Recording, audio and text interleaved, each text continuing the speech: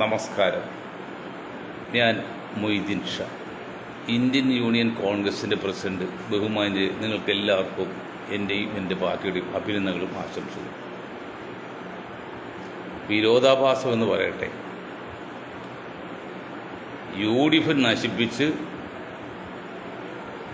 CPM Pinarayi അധികാരത്തിൽ കയറ്റി ആ പിണറായി മുന്നണി നശിപ്പിക്കുകയാണ് BJPയുടെ ശ്രമം. പക്ഷെ അതിനൊരു തടസ്സം എന്താണെന്ന് വെച്ചാൽ 40% വരുന്ന മുസ്ലിങ്ങളുടെ കേരളത്തിൽ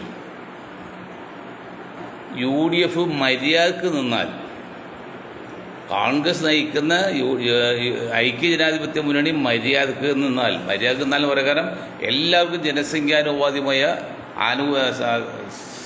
ആനുകൂല്യം കൊടുത്താൽ കേരളത്തിൽ UDF തകർക്കാൻ സാധ്യമല്ല സഖാക്കളെ. BJPക്കാരെ തകർന്നത് CPM ആയിരിക്കും, വളരുന്ന ഒരുപക്ഷെ BJP ആയിരിക്കാം. കോൺഗ്രസ് മുന്നണിയോ തകർക്കാൻ സാധ്യമല്ല. കാരണം അവർക്ക് രാഹുൽ ഗാന്ധിക്ക് ഇന്ത്യയിലെ 20% വരുന്ന മുസ്ലിങ്ങൾ N ബ്ലോക്ക് വോട്ട് കൊടുത്തതുപോലെ അന്ന് രാഹുൽ കാണിച്ചത് അത് വേറെ കാര്യം. കേരളത്തിൽ 40% വരുന്ന മുസ്ലിങ്ങളുടെ N ബ്ലോക്ക് വോട്ട് ഈ കോൺഗ്രസ് നയിക്കുന്ന മുസ്ലിം ലീഗ് എന്ന് പേര് മാറ്റുന്ന പാർട്ടി ഉൾപ്പെടെയുള്ള മുന്നണിക്കാണെന്ന കാര്യം യാതൊരു സംശയമില്ല. അതിൽ പോയാൽ ഒരു 0.5% പോലും BJPയിലേക്ക് പോകില്ല. ഒരു 2-3% ചിലപ്പോഴും കമ്മ്യൂണിസ്റ്റ് പോയിക്കും. കാരണം അവർ സ്ഥിരമായ കമ്മ്യൂണിസ്റ്റ് നിരീശ്വരവാദികളാണ്, യുക്തിവാദികൾ. അവരൊരിക്കലും മാറില്ല. ബാക്കിയുള്ളത് 98% വോട്ടും UDF കിട്ടും. അത് ഇന്നലെ ഞാൻ പറഞ്ഞു. 98% എന്ന് പറഞ്ഞാൽ അതിൻ്റെ 38%, ടോട്ടൽ ഇതിന് 38%. 38% N ബ്ലോക്ക് ഒരു പാർട്ടിക്ക് വോട്ട് കിട്ടിയാൽ ആ പാർട്ടി ഏകപക്ഷമായിട്ട് തന്നെ കേരളം ഭരിക്കാം. അപ്പം മുസ്ലിങ്ങളിൽ മാത്രം 38% എങ്കിൽ ബാക്കിയുള്ള സമുദായങ്ങളുടെ ഒരു 10% കിട്ടുകയാണെങ്കിലോ 48% ഇല്ലേ?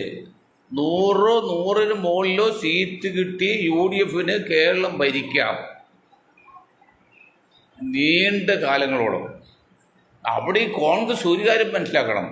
നിങ്ങളുടെ അത്യാർത്ഥി കൊണ്ട് നിങ്ങൾ മുഖ്യമന്ത്രിയാകാൻ വേണ്ടിയുള്ള ശ്രമത്തിനിടയിൽ രഥം കയറി പുഷ്പങ്ങൾ ചവച്ച് അരിഞ്ഞു പോകുന്ന പോലെ നിങ്ങൾ സ്വാർത്ഥ ലാഭത്തിന് വേണ്ടി, സ്വാർത്ഥമായിട്ട് ആഗ്രഹങ്ങൾക്ക് വേണ്ടി കോൺഗ്രസിനെയും UDFനെയും തകർക്കാൻ ശ്രമിച്ചാൽ പിന്നെ നിങ്ങൾ രക്ഷിക്കാൻ ആർക്കും സാധ്യമല്ല. അങ്ങനെ ഇല്ലെങ്കിൽ കോൺഗ്രസിനെ കേരളത്തിലെങ്കിലും നശിപ്പിക്കുക എന്നുള്ളത് അസാധ്യമാണ്, ഇമ്പോസിബിൾ. മനസ്സിലാകുന്നുണ്ടോ? കോൺഗ്രസ് മനസ്സിലാക്കിയോ? സഖാക്കൾക്ക് മനസ്സിലാക്കിയോ? പിന്നെ BJPക്ക് മനസ്സിലായോ? ഇന്നലെ ജയശങ്കർ വക്കീൽ ഞങ്ങൾ പറഞ്ഞ വിവരം, ഈ ഈഴവരെ മാറ്റി നായർക്ക് പ്രാധാന്യം കൊടുത്ത് BJP ഒരൊറ്റ ഈഴവ വോട്ടും LDFയിൽ നിന്ന് പോകരുത്, BJPക്ക് പോലും പോകരുതെന്നുള്ള കണക്ക് കൂട്ടിയ ഞാൻ ഇന്നലെ ഇതേ സമയത്ത് പറഞ്ഞു. ഇന്ന് രാവിലെ ജയശങ്കർ വക്കീലും പറഞ്ഞത് തന്നെ. ഞാൻ പല കാര്യത്തിൽ ഞങ്ങൾ അഭിപ്രായ വ്യത്യാസം ഉണ്ടെങ്കിലും ഇക്കാര്യത്തിൽ അത് ഇതാണ്. അപ്പോൾ ഇവിടെ ശ്രദ്ധിക്കേണ്ട കക്ഷികൾ എന്ന് വെച്ചാൽ, കക്ഷി എന്ന് പറഞ്ഞാൽ ആരാണ്? CPM തന്നെയാണ്. ഇപ്പോൾ BJP ഒത്തുകളിക്കുന്നുണ്ട്, സന്തോഷമുണ്ട്. പിണറായി സഖാവിന്, പല സഖാക്കൾക്കും സന്തോഷം. ഇതൊക്കെ ഏറ്റവും വലിയ സഖാവിൻ്റെ മകൻ ഇന്ന് ഹിന്ദു ഐക്യവേദിയുടെ തിരുവനന്തപുരം ജില്ലാ പ്രസിഡന്റായിരിക്കണം. ഏറ്റവും വലിയ സഖാവായിരുന്നു അദ്ദേഹത്തിന്. സമ്പത്തിൻ്റെ അനുജന്റെ കാര്യം, സഹോദരൻ്റെ കാര്യം പറഞ്ഞു. സമ്പത്തിൻ്റെ സഹോദരൻ ഇപ്പോൾ ഹിന്ദു ഐക്യവേദിയുടെ തിരുവനന്തപുരം ജില്ലാ പ്രസിഡന്റായി ചാർജ്. അതൊക്കെ പാർട്ടി മാറി മതിയായിരിക്കും. അതുകൊണ്ട് പാർട്ടി കുറ്റാണെന്നും പറയാൻ പറ്റില്ല. പക്ഷെ കമ്മ്യൂണിസ്റ്റ് പാർട്ടി ഒരു കാര്യം മനസ്സിലാക്കണം. കമ്മ്യൂണിസ്റ്റ് തത്വസംഹിതയുള്ള ഉണ്ട് എന്ന് അഭിമാനിക്കുന്ന കമ്മ്യൂണിസ്റ്റ് പാർട്ടി ഓഫ് ഇന്ത്യ CPMൻ്റെ ആൾക്കാർ മനസ്സിലാക്കേണ്ടത്, നിങ്ങൾ സാമ്രാജ്യത്വ ശക്തികൾക്കെതിരെ പ്രവർത്തിക്കുക എന്നുള്ളത് നിങ്ങളുടെ ലക്ഷ്യമാണ്, നിങ്ങളുടെ ഐഡിയോളജിയാണ്, ആദർശമാണത്. അങ്ങനെ ആദർശത്തിൻ്റെ പേരിലാണ് ഫലസ്തീന് വേണ്ടി വാദിച്ചത്. അത് നിങ്ങൾ എന്ത് ചെയ്തു? ഇവിടെ മുസ്ലിങ്ങളെ സപ്പോർട്ട് ചെയ്ത് കാണിച്ചു. പലസ്തീനെ നിങ്ങൾ സപ്പോർട്ട് ചെയ്തുകൊണ്ട് മുസ്ലിങ്ങൾക്ക് എന്തോ കിട്ടുന്നത് സഖാക്കളെ? അതുപോലെ മറ്റേ പൗരത്വ ബില്ല് അതൊരു ഭൂഷ സ്വഭാവമാണ്, സാമ്രാജ്യത്വ സ്വഭാവമാണ്. അതിനെ എതിർക്കേണ്ട കമ്മ്യൂണിസ്റ്റ് പാർട്ടി ആവശ്യമാണ്. അത് നിങ്ങൾ എതിർത്തു, അത് നിങ്ങൾ മുസ്ലിം അക്കൗണ്ടിൽ ചേർത്തു. അങ്ങനെ ഓരോ സംഭവങ്ങളും നിങ്ങൾ ചെയ്യേണ്ടത് സാമ്രാജ്യ വിരുദ്ധത്തിനെതിരെ വിരുദ്ധതയ്ക്കെതിരെ പ്രവർത്തിക്കുക എന്നുള്ളത് നിങ്ങളുടെ ആശയമാണ്, നിങ്ങളുടെ പോളിസിയാണ്. അത് നിങ്ങൾ നിറവേറ്റുമ്പോൾ അത് മുസ്ലിങ്ങൾക്ക് വേണ്ടിയാണ് എന്നുള്ള നിങ്ങളുടെ ദുർവ്യാഖ്യാനമല്ലോ, അതാണ് നിങ്ങൾ അപകടത്തിൽ തീരുന്നത്. അതാണ് ഇവിടുത്തെ ക്രിസംഖ്യയും മറ്റു സംഖ്യകളൊക്കെ നിങ്ങൾക്ക് എതിർന്നത്. അത് മനസ്സിലാക്കണ്ട. നിങ്ങൾ എന്തുകൊണ്ടാണ് പറയാത്തത്? ഫലസ്തീനെ സഹായിച്ചത് അല്ലെങ്കിൽ സദ്ദാം ഹുസൈന് വേണ്ടി വാദിച്ചത് മുസ്ലിങ്ങൾ സപ്പോർട്ട് ചെയ്യുന്നതല്ല. പിന്നെയോ സാമ്രാജ്യത്വ വിരുദ്ധ ശക്തികളായ അമേരിക്കയ്ക്കെതിരെ നിൽക്കേണ്ടത് ഞങ്ങളുടെ അവകാശമാണ്, കടമയാണ്, ഉത്തരവാദിത്തമാണ്, ഞങ്ങളുടെ ആദർശമാണ്. അതുകൊണ്ടാണ് ഞങ്ങൾ ചെയ്തത് എന്ന് നിങ്ങൾ പറഞ്ഞിരുന്നുവെങ്കിൽ 10 വോട്ടിന് വേണ്ടി നിങ്ങൾ പറയാത്തതിൻ്റെ പേരിലാണ് സമുദായങ്ങൾ ഈ വിഭാഗങ്ങളും പലരും നിങ്ങളും തെറ്റിപ്പോയത്. അത് നിങ്ങൾ പറഞ്ഞില്ല. ഇപ്പോൾ 80-20 കേസ് സംഭവിച്ചില്ലേ? അതിപ്പോൾ കേട്ടി ജലീൽ ആ ജലീലിനെ സംബന്ധിച്ച് ഈ എന്താണെന്നറിയോ? ഇപ്പൊ പൂഞ്ഞാറ് സിംഹവും സംഘ് പരിവാരും ക്രിസംഖ്യയും മുസംഖ്യ എല്ലാം ഇപ്പൊ കോട്ട് ചെയ്യുന്നത് ആ നെറുകെട്ട കേട്ടി ജലീലിന്റെ ബുദ്ധിശൂന്യമായ ആ പ്രവൃത്തിയാണ്.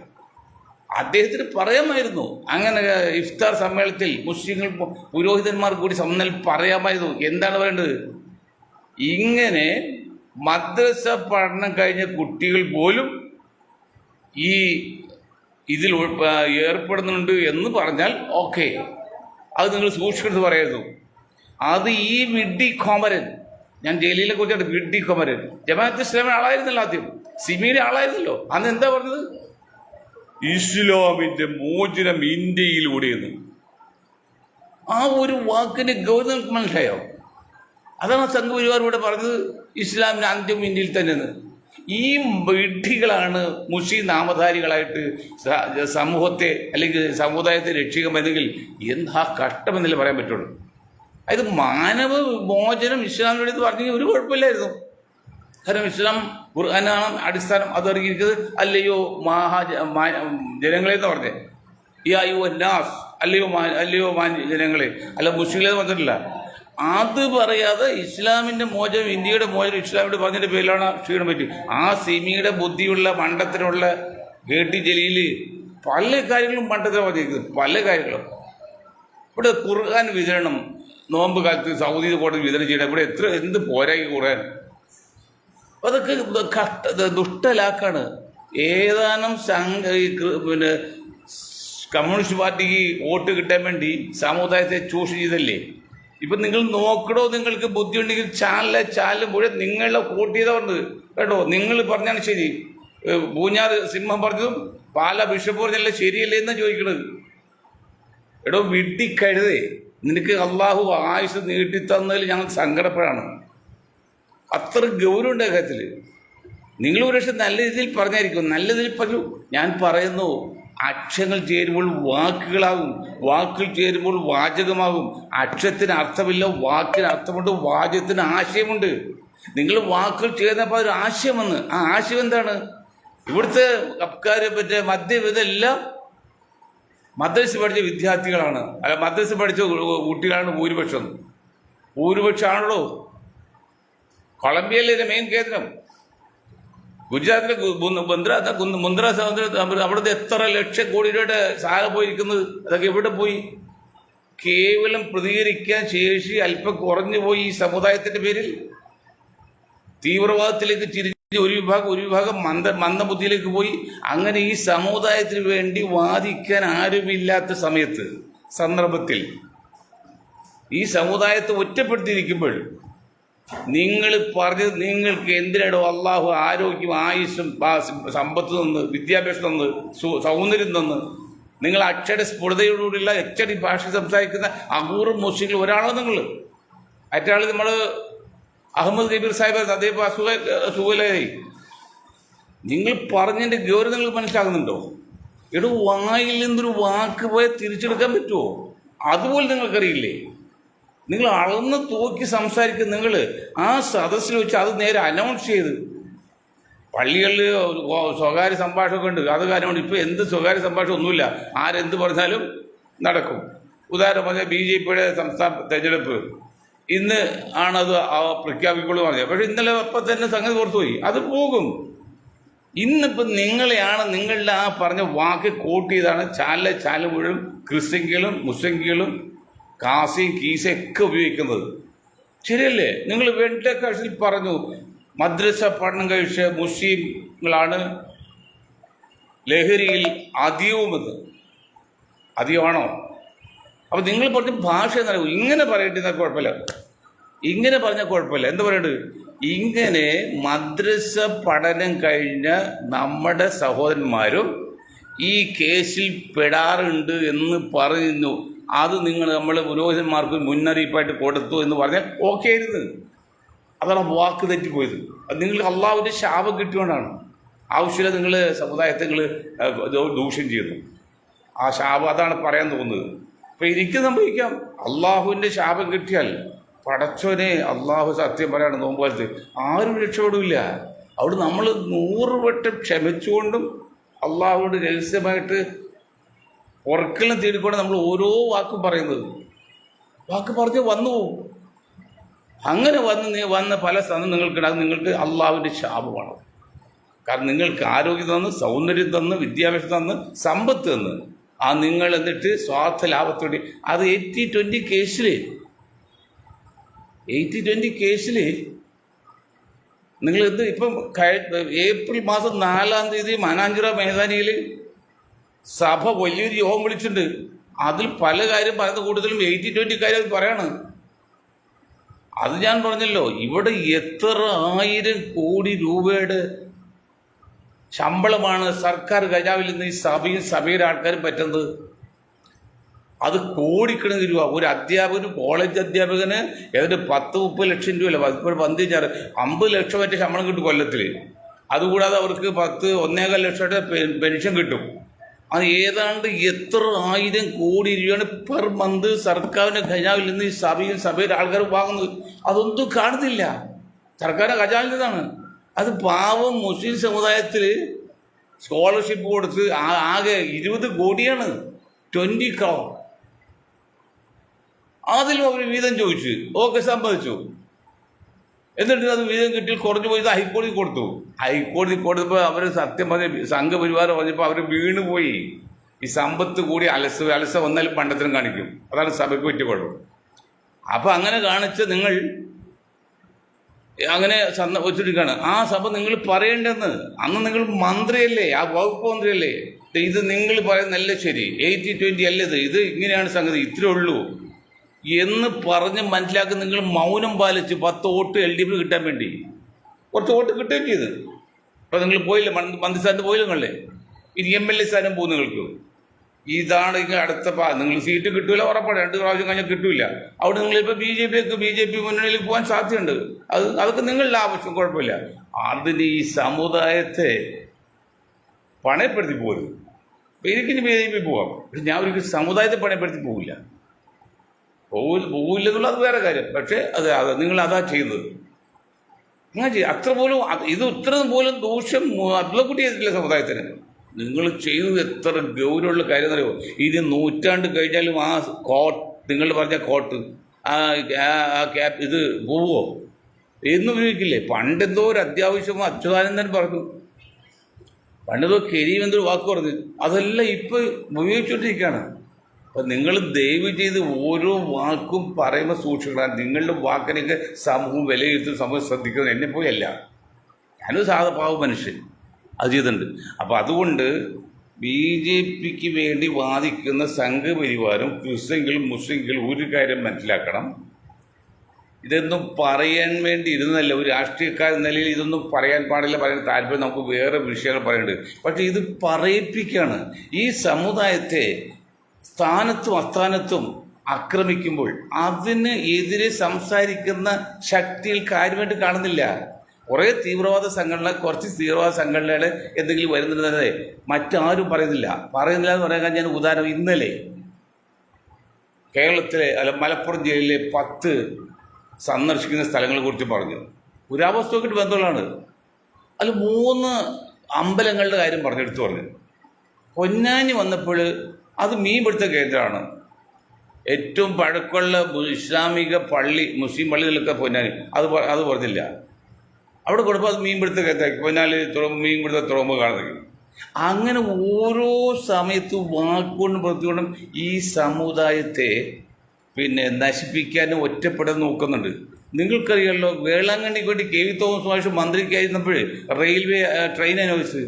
വേളാങ്കണ്ണികൾ എത്രയോ വർഷം പഴക്കമുള്ളതാണ്. അവിടെ നാഗൂർ എന്നുള്ളത് എത്ര വിശാലം, എത്ര ലക്ഷം ആൾക്കാർ വരുന്ന അത് നാഗൂർ ചിത്രത്തിൽ ഇല്ല. വേളാങ്കണ്ണി അവസാനിച്ചാണ്. അത് കഴിഞ്ഞ് കുറച്ചുകൂടി പോയാൽ 10-12 കിലോമീറ്റർ പോകുമ്പോൾ നാഗൂറുണ്ട്. വലിയ പ്രസിദ്ധിയാർച്ച സ്ഥലമാണ്. എത്ര ആയിരക്കണക്കിന് ഏക്കർ സ്ഥലമാണ്. അത്ഭുതങ്ങൾ കലവറയാണ്. അതില്ല, വേളാങ്കണ്ണി അവസാനിച്ചു. ഇപ്പോൾ പൊന്നാനി വന്നപ്പോഴവിടെ ആ പള്ളിയെക്കുറിച്ചില്ല. അങ്ങനെ നശിപ്പിച്ചുകൊണ്ടിരിക്കുമ്പോൾ അതിനെതിരെ ഒരു വാക്ക് കൊണ്ടെങ്കിൽ പറഞ്ഞത് അങ്ങനെയല്ല ഇങ്ങനെയാണെന്ന് ബോധവൽക്കരണം ചെയ്യേണ്ട ബാധ്യത തിരിച്ചറിവുള്ള, ബുദ്ധിയുള്ള, സാമാന്യ ബോധമുള്ള ഒരു പൗരൻ്റെ അവകാശമാണ്. ആ അവകാശമാണ് ഞാൻ ഉപയോഗിക്കുന്നത്.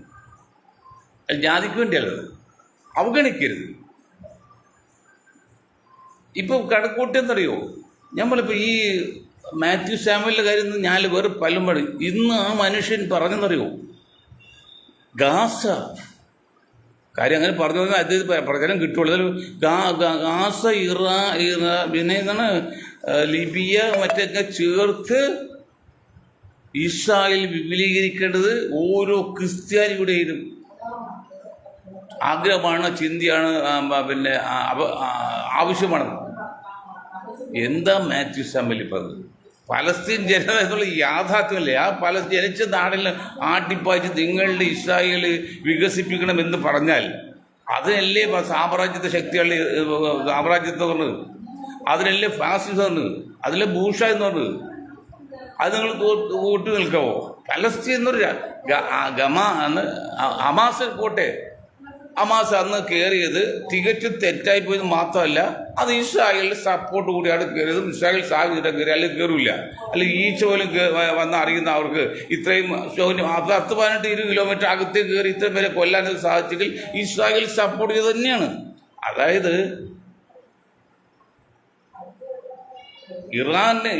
ഇറാഖിലേക്ക് അമേരിക്ക കയറാൻ വേണ്ടി അമേരിക്ക ചെയ്ത പണി തരുമോ? ഇറാഖിനെ കുവൈറ്റിലേക്ക് പങ്കിട്ടു. അപ്പോൾ ഇറാഖ് യുദ്ധം കൊണ്ട് ഇറാഖ് എന്ന് പറയുന്ന സദ്ദാമിൻ്റെ രാജ്യം നശിച്ചു സാമ്പത്തികമായിട്ട്. കുവൈറ്റിലാണെങ്കിൽ ആളോരി ഏറ്റവും കൂടുതൽ ലോകത്ത് ആളോരി ഉള്ളത് കുവൈത്താണ്. ഇപ്പോൾ വേറൊരു രാജ്യം 12 പറയുന്നുണ്ട്. അങ്ങനെയുള്ള കുവൈത്ത് സമർത്ഥമാണ്. അങ്ങോട്ട് കയറിക്കുമെന്ന് പറഞ്ഞ് അന്നത്തെ അമേരിക്കയിലെ ഇറാഖ് അംബാസിഡർ ഒരു വനിതയാണ്. ആ വനിത പറഞ്ഞ് സദ്ദാമിനോട്, നിങ്ങൾ അങ്ങോട്ട് കയറിക്കും, അവിടെ സമ്പത്ത് കണ്ടമാനമുണ്ട്.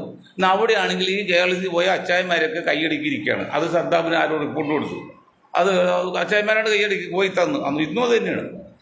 അപ്പോൾ അങ്ങനെ അതും കൂടി ഉദ്ദേശം പുള്ളി അങ്ങനെ കയറി. ഈ കയറിയതിന് ശേഷം ഇത് വീഡിയോയിൽ പകർത്തിയിട്ട് സൗദി അറേബ്യയിലെ ഭരണകൂടത്തിലേക്കും മറ്റ് ഉലമ കമ്മിറ്റിയിലേക്കും അറിയിക്കുകയാണ്. ആയിരക്കണക്കിന് ട്രക്ക് ഇറാഖിൽ നിന്ന് കുവൈറ്റിൽ പോകുന്നു, അധികം ദൂരമില്ലല്ലോ. ഇത് വീഡിയോ പകർത്തിയിട്ട് നേരെ സൗദി അറേബ്യയുടെ ഉലമാക്കളുടെയും ഉമറാക്കളുടെയും ഭരണാധികാരികളുടെ ചെവി കൊടുക്കുകയാണ്. സദ്ദാം ഇവിടെ കയറി, അടുത്ത് നിങ്ങൾക്കാണ്. അപ്പോൾ ഞങ്ങൾ സംരക്ഷിക്കാം, ഞങ്ങൾക്ക് ആയുധം ആയിട്ട് ഞങ്ങൾക്ക് ഇവിടെ താമസിക്കാനുള്ള സൗകര്യം മതി. ആദ്യം ഭരണകൂടം കൊടുത്തില്ല. ഭരണകൂടം സംബന്ധിച്ചെങ്കിൽ അവിടുത്തെ ഉലമ കമ്മിറ്റി ചെലുത്തിയാൽ അവിടുത്തെ പുരോഹിത വർഗം കമ്മിറ്റി കൊടുത്തില്ല. അത് അഡ്വൈസറി ബോർഡിലാണല്ലോ. നിൽക്കുകൾ ഇല്ലാതെയാണ് എന്നാൽ ഇതിലാകട്ടെ എന്ന് വെച്ചിട്ട് അനുവാദം കൊടുത്തു, അവിടെ ഇപ്പോൾ കൈവശപ്പെടുത്തിയത്. അങ്ങനെ വരുമ്പോഴേ അതിനുശേഷമാണ് സൗദി ഏതാണ്ട് പൂർണ്ണമായിട്ടും സൗദി അറേബ്യയുടെ അമേരിക്കയുടെ വരുതിയിലാണ്. ഇറാഖ് നശിപ്പിച്ചു, ലിബിയ നശിപ്പിച്ചു, പിന്നീട് ഇറാനെ നശിപ്പിക്കാൻ കണ്ടു നിൽക്കുകയാണ്. പിന്നെന്താണ്, ലിബിയ പോയിട്ട് സിറിയ നശിപ്പിച്ചു, ഈജിപ്തിനൊക്കെ എല്ലാം രാജ്യങ്ങൾ നശിപ്പിച്ചു. അമേരിക്കയുടെ കുൽസിത ശ്രമമാണ്. ഇതൊന്നും ആരും പറയുന്നില്ലല്ലോ. അപ്പോൾ മാത്യു സാമുവൽ പറയുന്നത് അത് ക്രിസ്ത്യാനികളിലെ അവിടെ ഇപ്പോൾ ജാതിയായി. ഇതൊക്കെ നമ്മൾ പറയാതിരിക്കും. അമേരിക്ക ബോംബ് കണ്ടുപിടിച്ച് അത് ക്രിസ്ത്യൻ ബോംബാവില്ല. പാകിസ്ഥാൻ ബോംബായിട്ട് അത് മുസ്ലിം ഇസ്ലാം ബോംബായി. ഇറാൻ ബോംബ് കണ്ടുപിടിച്ചാൽ ഇസ്ലാം ബോംബായി. ഇതൊക്കെ എന്താണ്? മനസ്സിലാകുന്നില്ല. ഈ അവഗണനയും ഈ തെറ്റിദ്ധരിപ്പിക്കലും അതെ. പക്ഷെ എത്ര നശിപ്പിച്ചാലും എത്ര കണ്ട് നിങ്ങൾ ഇല്ലാതെയാക്കാൻ ശ്രമിച്ചാലും റബ്ബർ പന്ത് എത്ര കണ്ട് ആഞ്ഞടിക്കുന്നോ അത്ര ഉയരത്തിൽ പോകുന്ന പോലെ ഈ ഇസ്ലാം എന്നുള്ളത് ലോകത്ത് വളർന്നുകൊണ്ടിരിക്കുകയാണ്. ഇപ്പോൾ ബ്രിട്ടനിൽ രണ്ട് പ്രധാന വകുപ്പ് മന്ത്രിമാർ മുസ്ലിങ്ങളാണ്. ബ്രിട്ടൻ മുസ്ലിം ആധിപത്യത്തിൽ വന്നുകൊണ്ടിരിക്കുകയാണ് ഇപ്പോൾ സംഘപരിവാറും ക്രിസ്തൻകൊക്കെ പറയുന്നത്. അങ്ങനെ ബ്രിട്ടൻ ഇസ്ലാമിൻ്റെ ആധിപത്യത്തിൽ വരുന്നതെന്ന് യാതൊരു ആഗ്രഹവും ഞങ്ങൾക്കില്ല. ഇസ്ലാം ഇവിടെ കൂടുതൽ വളരെ ആവശ്യമില്ല, ഉള്ളത് തന്നെ കൂടുതലാണ്. അങ്ങനെയൊക്കെ ചെയ്യുന്നുണ്ടെങ്കിൽ അത് നമ്മൾക്ക് സപ്പോർട്ട് ചെയ്യുന്നുമില്ല, സന്തോഷിക്കുന്നുമില്ല, അതൊക്കെ ആപത്താണ്. പക്ഷേ ഇവിടെ മാത്യു സാമുൽ വന്നാണ് അത് നമ്മുടെ അഭിമാനത്തെ പ്രശ്നമാണ്. ഇസ്രായേൽ വികസിപ്പിക്കണം, ആ മുസ്ലിം രാജ്യം അവിടെ പലസ്തീനും പാടില്ലെന്ന് പറഞ്ഞത്. അങ്ങനെ പറഞ്ഞ് രണ്ട് വാർക്കേ ഉള്ളൂ. എന്ന് നമ്മുടെ ഇന്ത്യയിലെ സംഘപരിവാർ പറയുന്നില്ല, ചില അമ്പലം ചുറ്റും മറ്റ് പാടില്ല എന്ന് പറയും പോലെ അങ്ങനെ പാടില്ല. എന്താണ് മാത്യു സാമുവൽ നിങ്ങൾക്ക് മനുഷ്യരായി ജീവിക്കാതെയാണ്. അപ്പം അങ്ങനെ അന്താരാഷ്ട്ര വിഷയങ്ങൾ നിൽക്കുമ്പോൾ നമ്മൾ കേരളത്തിലേക്ക് വന്നു കഴിഞ്ഞാൽ കേരളത്തിലെ UDF തകർത്ത് LDFനെയും BJP മുന്നണിയും വളർത്തി അവസാനം LDF തകർത്ത് BJP മുന്നണി ആകാമെന്നാണ് അവരെ കണക്കൂട്ടൽ. ആ കണക്കൂട്ടൽ പ്രൊജക്ട് റിപ്പോർട്ടാണ് അവരെ ഇതാണ്, തെറ്റ് പറയാൻ പറ്റുന്നില്ല. പക്ഷെ അവിടെ സംഭവിക്കുന്ന സഖാക്കളെ നിങ്ങൾ മനസ്സിലാക്കണം. അങ്ങനെ ഹിന്ദു ക്രിസ്ത്യൻ ഒന്നായി മുസ്ലിങ്ങൾ മാറ്റി നിർത്തി ആസാമിൽ ചെയ്തുപോലെ ചെയ്യാമെന്നാണ് അവർ കണക്കൂട്ടുന്നത്. ആസാമിൽ 40% മുസ്ലിങ്ങളാണ്. ഇപ്പോൾ കുറേ വർഷമായിട്ട് അവിടെ ഒന്നും അല്ലാത്ത അവസ്ഥ നിൽക്കുകയാണ്. അതുപോലെ കേരളത്തിലാക്കാൻ ഉദ്ദേശിക്കുന്നത്. അവിടെ വേറെ വ്യത്യാസമുണ്ട്. ആ വ്യത്യാസം എന്നറിയോ?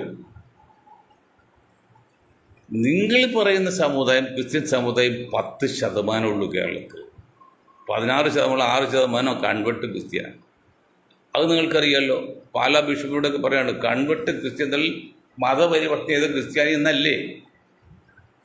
ദളിത് സമുദായത്തിൽ നിന്ന് ക്രിസ്ത്യാനിയിലേക്ക് മതപരിവർത്തനം ചെയ്തു. പക്ഷെ ക്രിസ്ത്യാനി ആയിട്ടില്ല. ഒരു ത്രിശങ്കു സ്വർഗത്തിലാണ്. അത് ഈ കേരളത്തിലെ ദളിതുകളുടെ 1/3 വരും. ഇപ്പം നിലവിൽ 12, ഈ 6 18. 18 ക്രിസ്ത്യൻ സഭയിലേക്ക് പോയത്. 3/1 സമുദായത്തെ ഒരുമിച്ച് മതപരിവർത്തനം ചെയ്ത സഭയാണ് പറയുന്നത് ഇവിടെ ലവ് ജിഹാദ് ഉണ്ട് എന്നൊക്കെ പറഞ്ഞു. അതൊക്കെ എന്ത് വിരോധാഭാസമാണ്. പക്ഷെ അങ്ങനെ അവർ വന്ന് അവർ ത്രിശങ്കു സ്വർഗത്തിലാണ്. ക്രിസ്ത്യാനി ആയിട്ടില്ല, ദളിത് പോവുകയും ചെയ്തു. അപ്പോൾ അത് കഴിഞ്ഞ് ബാക്കി 10% ഉള്ളൂ. ആ 10% ഞാൻ നല്ല വീതിച്ചു പോലെ കണക്കുകൾ ഉദ്ദേശിച്ചുകൂടെ പറഞ്ഞല്ല, വേറൊന്നുമല്ല. അതുങ്ങൾ പറയേണ്ടി വരുന്നു, പറയിപ്പിക്കുന്നു. ആ കണക്കുകൾ ഞാൻ 10% ഉള്ളിൽ 5% UDF ചെയ്യും. അത് കോൺഗ്രസിലൊന്നും കാലം അവർ ചെയ്യാതിരിക്കാൻ പറ്റില്ല. ബാക്കി 3% ആർക്കും കമ്മ്യൂണിസ്റ്റ് വാല്യം. ബാക്കി 2% കൂടി വന്നാൽ വരാൻ സാധ്യതയുള്ളത്. ആ 2% ഭരിക്കാൻ പറ്റുമോ? അപ്പോൾ തൃശ്ശൂരെ തൃശ്ശൂർ ജയിച്ചു എന്ന് പറഞ്ഞാൽ നേമത്തെ ജയിച്ചത്. നേമത്തെ എങ്ങനെയാണോ BJP രാജഗോപാൽ ജയിച്ചത്? അവിടെ നേമം മണ്ഡലത്തിൽ അപ്രസക്തനായ ഒരു സ്ഥാനാർത്ഥിയെ UDFന് വേണ്ടി നിർത്തി. UDFന് പോളിംഗ് ബൂത്തിലിരിക്കെ ഏജന്റുമാരില്ലാതെ കോൺഗ്രസ് നിർജ്ജീവമായി ഉള്ള വോട്ട് മുഴുവൻ രാജഭവൻ എടുത്ത് അങ്ങനെ രാജഭവൻ ജയിച്ചത്. അത് കോടികളിലെ ഇടപാട് നടത്തിയിട്ടാണ്. അതൊക്കെ പറഞ്ഞല്ലോ. അങ്ങനെ ജയിച്ചാണ്. അവിടെ BJP ശക്തി അവരോ ജയിച്ചു. അങ്ങനെ പിറ്റേന്ന് ജയിച്ചില്ലല്ലോ. അതിൽ തൃശ്ശൂർ ജയിച്ചത് അവിടുത്തെ കോൺഗ്രസ് MP ഇല്ലേ, അയാളും പിന്നെ അവിടുത്തെ DCC പ്രസിഡന്റും UDFന്റെ ചെയർമാനൊക്കെ പക്ക വൃത്തികേട് കാണിച്ചു. കാലുവാരി വോട്ട് കരുതി കൂടി ചെയ്തു. അതിൽ കുറച്ച് ക്രിസ്ത്യാനി വോട്ട് ചെയ്തു. അത് ശരിയാണ്, ഇല്ലെന്ന് പറയാൻ പറ്റില്ല. അങ്ങനെ ജയിച്ചത് അത് പാർട്ടിയുടെ മെടുക്കാണോ? അത് കാലുവാലാണ്, അത് വഞ്ചയെന്ന് പറഞ്ഞ ചതിവെന്ന് പറഞ്ഞേ. അങ്ങനെയൊക്കെ അല്ലാതെ മാത്യു സാമുവൽ വിചാരിക്കുന്നില്ല അത്ര ഈസി ആയിട്ടൊന്നും BJP കേരളത്തിൽ ജയിക്കാൻ പറ്റില്ല. ജയിച്ചു ഭൂരിപക്ഷം കിട്ടി ജയിച്ചാൽ നമുക്ക് യാതൊരു തടസ്സമില്ല. കാരണം അവർ രജിസ്റ്റർ ചെയ്ത ഒരു രാഷ്ട്രീയ പാർട്ടിയാണ്. അവർക്ക് ഇലക്ഷൻ മത്സരിക്കാം, ജയിക്കാം, ഭൂരിപക്ഷം കിട്ടി ഭരിക്കാം. അതൊന്നും ഒരു കുഴപ്പമില്ല, നമ്മൾ പറയില്ല. അല്ലാതെ അത് തൊടാൻ പാടില്ല എന്ന് ഞങ്ങൾ പറയില്ല, അത് മണ്ടം വരാം. പക്ഷെ ഈ കേസിൽ ഹിന്ദുത്വ പാർട്ടി ഏത് സംഘപരിവാരാണെങ്കിൽ ഹിന്ദു പാർട്ടി എന്ന് പറഞ്ഞാൽ ഇന്നും കേരളത്തിൽ CPM ആണ് ശക്തി. ആ CPMൻ്റെ പ്രധാന ശക്തി സ്രോതസ് എന്ന് പറയുന്നത് ഇവിടുത്തെ ഈഴവരാണ്. 25% അടുത്തുണ്ട്. ഇപ്പം 23%. ആദ്യം ഏതാണ്ട് 70 മുതൽ 80% പേരെയും LDF വോട്ട് ചെയ്തവരാണ്. ഇപ്പം 3ാമത് പ്രാവശ്യം പിണറായി സഖാവ് മുഖ്യമന്ത്രിയാകാൻ വേണ്ടി ശ്രമം നടത്തുമ്പോൾ ഇത് 90% വോട്ട് ചെയ്യും. അതാണ് വെള്ളാപ്പള്ളി നടേശൻ്റെ പാർട്ടിയല്ല, സംഘടന SNDPയുടെ യോഗം വെച്ചിട്ട് വെള്ളാപ്പള്ളി നടേശന് 30 ഭാഷ പറ്റും. ഗുരുദേവിനേക്കാൾ കൂടുതൽ പാരമ്പര്യമുള്ള സംഘടന സെക്രട്ടറി. അതിന് യോഗം കേരളത്തിൽ വെച്ചിട്ടുണ്ട്. അത് കേരളത്തിൽ മന്ത്രിമാരെയൊക്കെ ഉണ്ട്. BJP തൊടിയിക്കുന്നില്ല. അതൊക്കെ വളരെ ബുദ്ധിമുട്ടാണ്. അതൊക്കെ BJP അഡ്ജസ്റ്റ്മെൻറ്റിലാണ്. ഞങ്ങൾ ഒഴിവാക്കുക, നിങ്ങൾ ഒറ്റ വോട്ടുകളും LDF കിട്ടുന്ന ഒറ്റ വോട്ടുകളും പാഴായി പോകരുത് എന്ന് പറഞ്ഞ് പരമാവധി വോട്ട് കിട്ടി പിണറായി സഖാവിനെ മുഖ്യമന്ത്രിയാക്കാനുള്ള ശ്രമത്തിലാണ് സംഘപരിവാർ ചെയ്യുന്നത്. അതിൻ്റെ രാജീവ് ചന്ദ്രശേഖരനെ ആക്കിയത്, അല്ലെങ്കിൽ ശോഭാ സുരേന്ദ്രനെ ആക്കൂലേ, അതുപോലെയാണ്. അപ്പം ഇങ്ങനെ വരുമ്പോൾ അതുകൂടി ഒരു ടൈം കഴിഞ്ഞാൽ ബാക്കി ആ ഹിന്ദു വോട്ടുകൾ ഹിന്ദുത്വ പാർട്ടിയിലേക്ക് BJPയിലേക്ക് കൊണ്ടുവന്ന് BJP വളർത്താം എന്നാണ് അവരുടെ കണക്കുകൾ. ആ കണക്കുള്ള കുറ്റം പറയാൻ ദേശീയ രാഷ്ട്രീയ പാർട്ടികളുണ്ട്, അവർക്ക് അധികാരത്തിൽ കയറാൻ അവർ ശ്രമിക്കും. അതിന് കൗണ്ടറായിട്ട് നമ്മൾ കണ്ടുപിടിക്കണം വേറെ രീതി, അല്ലാതെ അവരെ എതിർക്കല്ല വേണ്ടത്. അത് നമ്മൾ കൗണ്ടർ വേണം. ആ കൗണ്ടറാണ് കേരളത്തിൽ 40% വരുന്ന മുസ്ലിം സമുദായത്തിൻ്റെ വോട്ട് ഒരു ഫിക്സഡ് ഡിപ്പോസിറ്റാണ് UDF. ആ ഫിക്സഡ് ഡിപ്പോസിറ്റ് ഉള്ളിടത്ത കാലം UDFിനെയും കോൺഗ്രസിനും കേരളത്തിലേക്കും തകർക്കാൻ സാധ്യമല്ല. അപ്പം നിങ്ങൾ കാര്യം മനസ്സിലാകുന്നുണ്ടല്ലോ. പക്ഷെ അപ്പോൾ കോൺഗ്രസ് കാര്യം ശ്രദ്ധിക്കണം. അവിടെയാണ് വിഷയം. കോൺഗ്രസ് ആത്മാർത്ഥമായിട്ട് UDF അധികാരത്തിൽ കയറാൻ ശ്രമിക്കണം. അതിൽ വ്യക്തിയല്ല പ്രാധാന്യം, പാർട്ടിയാണ്, സംഘടനയാണ്, UDF ആണ്. അതിനു വേണ്ടിയുള്ള ദീർഘമായി വീഴ്ച കരുക്കൾ നിൽക്കണം. അതിൽ ജനസംഖ്യയ്ക്ക് ആനുപാതികമായിട്ട് എല്ലാ സമുദായങ്ങൾക്കും ആനുപാതിക പ്രാതിനിധ്യം, ആഡിക്വേറ്റ് റെപ്രസെൻറ്റേഷൻ പറയും, ആനുപാതിക പ്രാതിനിധ്യം അങ്ങനെ കൊടുക്കുകയും അതിൽ ഏറ്റവും മുഖ്യമായി നിൽക്കുന്ന മുസ്ലിം സമുദായത്തിൽ 50 സീറ്റ്, 40% ഉണ്ടെങ്കിൽ 56 വരും, 40, 44, 56. പക്ഷേ 40 വോട്ട് നമ്മൾ 50 പിടിച്ച് 50 കൊടുക്കണം. അത് ജയിക്കാൻ പറ്റിയ സീറ്റ് വയ്ക്കണം. അതുകൊണ്ട് നിങ്ങൾ UDF ഭരണമെന്ന് ആഗ്രഹമുണ്ടെങ്കിൽ സംഘപരിവാറും CPM എത്ര ഒത്തു കളിച്ചോട്ടെ, നിങ്ങൾക്ക് ജയിക്കാനുള്ള സാധ്യതയുണ്ട്, ജയിക്കാനുള്ള എല്ലാ സാധ്യതയുണ്ട്. അങ്ങനെ ഉണ്ടെങ്കിൽ നിങ്ങൾ ആത്മാർത്ഥ ഒരു കാര്യം ചിന്തിക്കണം, മുഖ്യമന്ത്രിയാകാനുള്ള തല്ലുപിടുത്തം മാറ്റി മുസ്ലിം സമുദായത്തെ ആദ്യത്തെ 50 സീറ്റുകൾ മാറ്റി വയ്ക്കണം. ലീഗിന് കൊടുക്കുന്നവരൊക്കെ ഞാൻ പറഞ്ഞ 20 സീറ്റൊക്കെ അവർക്ക് ധാരാളമാണ്. എന്നിട്ട് ബാക്കി അതുപോലെ എല്ലാവർക്കും അതിൻ്റെ ആനുപാതികമായിട്ട് കൊടുത്തു കഴിഞ്ഞാൽ ഒരു 95-100 സീറ്റ് വരെ നിങ്ങൾക്ക് പ്രതീക്ഷിക്കാം UDF കേരളത്തിൽ. സംഘപരിവാറും ഹിന്ദു മുന്നണിയും ക്രിസ്ത്യാനിയും മുഴുവൻ ചേർന്നോട്ടെ. എന്നാൽ നിങ്ങൾ ധരിക്കുന്ന പോലെ ദൂഷ്യമില്ല, നിങ്ങൾ ഒതുക്കാനും പറ്റില്ല. പക്ഷെ അവിടെ നിങ്ങൾ ആത്മാർത്ഥ കാണിക്കും. നിങ്ങൾ വളഞ്ഞു പോയാൽ പോയി. ഇപ്പോൾ ഉദാഹരണം ഗുരുവായൂർ സീറ്റ്, ആ ഗുരുവായൂർ സീറ്റ് ഇപ്പോൾ പുള്ളിക്ക് അങ്ങ് ജയിക്കാൻ സാധ്യതയുള്ള സീറ്റ് സുരക്ഷിതമായിട്ട് നിങ്ങൾ ഓരോന്നും പറക്കി എടുത്തതിന് ശേഷം ബാക്കി വരുന്ന ചില പൊട്ടും പൊടിയും കൊടുക്കാന്ന് പറയും. അങ്ങനെയാണ് എങ്കിൽ സ്വാഹ, നിങ്ങൾ കണക്കുകൾ തെറ്റും, നിങ്ങൾ നശിച്ചും പോവും, LDF വരും, BJP വരും. ചില കോൺഗ്രസ് നേതാക്കളെ ഉള്ളുകൊണ്ട് അങ്ങനെ ആഗ്രഹമുണ്ട്, കിട്ടുകയാണെങ്കിൽ എനിക്ക് മുഖ്യമന്ത്രി സ്ഥാനം, അല്ലെങ്കിൽ BJPക്ക്. അങ്ങനെ ചിന്തിക്കുന്ന ആ ഒരു കാല് പുറത്ത് വെച്ച് ഒരു കാലം അകത്ത് വെച്ച് വാങ്ങിക്കുന്ന മുല്ലാക്കനെ പോലെയുള്ള കുറേ കോൺഗ്രസ് നേതാക്കളുണ്ട്. ആ നേതാക്കളുണ്ടെങ്കിൽ ഉണ്ടെങ്കിൽ അവർ നെല്ലം നശിപ്പിക്കും. ഇല്ലെങ്കിൽ നിങ്ങൾക്ക് കേരളം വരുന്ന നൂറ്റാണ്ട് പോലും സുരക്ഷിത സ്ഥലമായിരിക്കും. മനസ്സിലാകുന്നുണ്ടോ? നിങ്ങൾ മുസ്ലിം ലീഗിനെ മാത്രം നമ്പാതെ മുസ്ലിം ലീഗിൻ്റെ പേര് ആദ്യമായിട്ട് പേര് മാറ്റുക, അവർക്ക് മാന്യമായ ഒരു അംഗീകാരം കൊടുക്കുക. ബാക്കിയുള്ളത് സമുദായത്തിലെ കോൺഗ്രസ് പ്രവർത്തകർക്ക് സീറ്റ് കൊടുക്കുക. എന്നിട്ട് എല്ലാവർക്കും അവരുടെ റേഷ്യോ അനുസരിച്ച് അവരുടെ കപ്പാസിറ്റി അനുസരിച്ച് പങ്കിട്ട് കൊടുക്കുക. അങ്ങനെ ചെയ്താൽ സുരക്ഷിതമാണ് കേരളം. ഇന്നല്ല വർഷങ്ങളോളം. അത് ചെയ്തില്ലെങ്കിൽ അപകടമാണ്. അല്ലാതെ നിങ്ങൾ ലീഗിന് കൊടുത്ത് എന്തെങ്കിലും നക്കാപ്പിച്ച കൊടുത്ത് ആരെങ്കിലും വാങ്ങിച്ചിട്ട് പിന്നെ സമുദായത്തെ കാര്യം വിട്ടുകളഞ്ഞാൽ അത് ഒരിക്കലും സമ്മതിക്കില്ല. ഇത് പഴയ സമുദായമല്ല കേരളത്തിൽ. പിന്നെ ചോദിക്കും, നിങ്ങൾ RSSകാരെ കണ്ട് പേടിപ്പിക്കുക.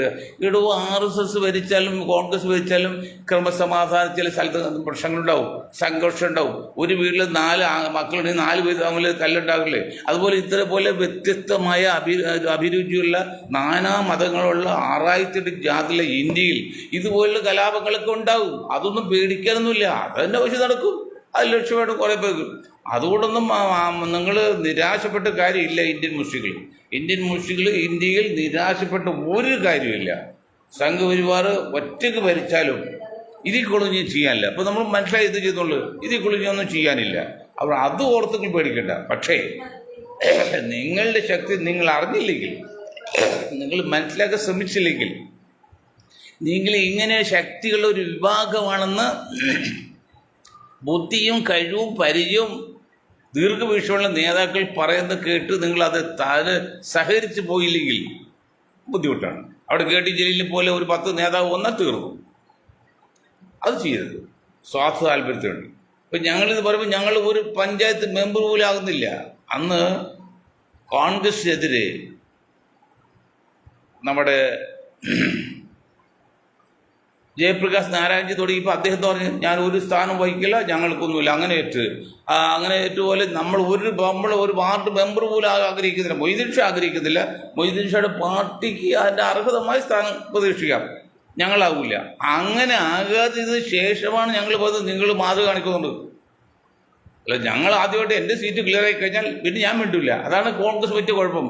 കോൺഗ്രസ്സിലെ ദേശീയ മുസ്ലിങ്ങൾക്ക് പറ്റിയ ഏറ്റവും വലിയ അപകടവും അല്ലെങ്കിൽ ബണ്ടത്തരവും അവർ നില ക്ലിയറാക്കി. ഇപ്പോൾ അസൽ സാഹിബിന് ഒരു സീറ്റ് കിട്ടിയാൽ പിന്നെ അസൽ സാഹിബ് ഒരു പ്രശ്നമില്ല, സമുദായം എന്തേലും കുഴപ്പമില്ല. ഇപ്പോൾ എറണാകുളം ജില്ലാ പ്രസിഡന്റ് സീറ്റ് കിട്ടിയാൽ ആരും സീറ്റ് കിട്ടി അവരും വിട്ടില്ല. അതല്ല, നമ്മുടെ സമുദായത്തിന്, ഈ സമുദായത്തിന് മറ്റ് സമുദായം കിട്ടുന്ന പോലെ ആനുകൂല്യം കിട്ടുന്നുണ്ടോ എന്ന് നിങ്ങൾ അന്വേഷിക്കണം, പഠിക്കണം, അതിൽ പാടുണ്ട്. എന്നിട്ട് കിട്ടിയില്ലെങ്കിൽ അത് വേണമെന്ന് ഓഫർ ഡിമാൻഡ് ചെയ്യുക. ആ ഡിമാൻഡ് വേണ്ടി കരറ്റിൽ നിൽക്കുക, അതിനുവേണ്ടി പ്രവർത്തിക്കുക. അവിടെയാണ് ആത്മാർത്ഥത, അവിടെയാണ് അള്ളാഹുവിൻ്റെ അനുഗ്രഹം കിട്ടുന്നത്, അവിടെയാണ് ജനങ്ങൾ നിങ്ങൾ ബഹുമാനിക്കുന്നത്. അല്ല, നിങ്ങളിപ്പോൾ മുസ്തഫ സാഹിബ് ഉണ്ട്, മുസ്തഫ സാഹിബ് ഒരു മന്ത്രിസ്ഥാനം കിട്ടിയോ പുള്ളിക്ക് പ്രശ്നമില്ല, സമുദായത്തിൽ എന്ത് കിട്ടി നോക്കിയില്ല, അദ്ദേഹം മരിച്ചും പോയില്ല.